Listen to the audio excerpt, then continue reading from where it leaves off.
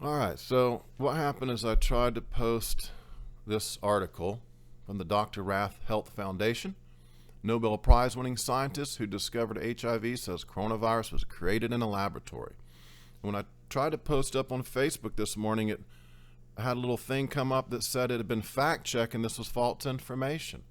And it didn't keep me from posting altogether. But if you go to my Facebook page, it goes over the top of it and says false information. Independent fact checkers are saying that this is bogus, essentially is what they're saying. Well, I thought to myself, let me go to Twitter. I'll try to post it on Twitter. Same thing happened on Twitter. This guy's a Nobel Prize winning scientist who discovered HIV. He says coronavirus was created in a lab.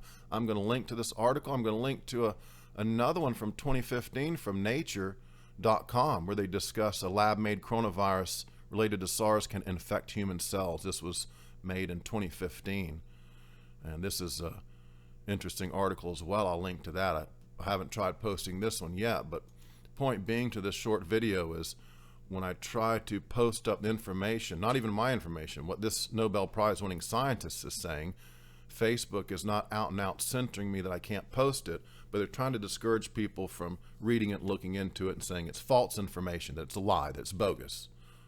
So that really sucks. It's a quasi-Chinese style censorship. I showed in a previous video, I'll link to this one as well, that the Zuckerberg gang is behind the funding of the Event 201 tabletop pandemic coronavirus simulation that took place on October 18, 2019, just months before the outbreak of what this Nobel Prize winning scientist says was created in a lab, just like Trump is saying now too, that the virus was created in a lab. They just had it on the news this morning that Trump said that. Of course, the director of national intelligence says that it's not. But again, who do you trust? Who are you going to believe? Anyway, point to this video is we are experiencing real-time quasi-Chinese style censorship. And the objective is to just discourage people from looking at a differing narrative, a diverging perspective. And this really sucks, really sucks. Okay, I'll show a couple screen caps of what I'm experiencing. So, if you're not posting videos like this and you're not being censored, you might not even know this is going on. But we can't even discuss what this man has to say, or they're trying to discourage us from doing so. And that's why I opened up a second YouTube account, Diverging Perspective, because I knew with COVID-19 they were going to be harsh with the censorship. I didn't want my old channel to get totally zapped. David Icke, I guess, just got totally booted off of Facebook. I found out this morning, come to think of it. So he's been booted off of Vimeo, censored heavily on YouTube, and booted off of Facebook.